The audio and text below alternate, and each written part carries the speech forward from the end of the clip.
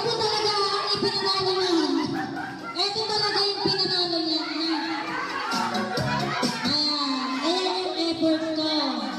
Ayan yung effort ko. Kahit ano, bahala ka.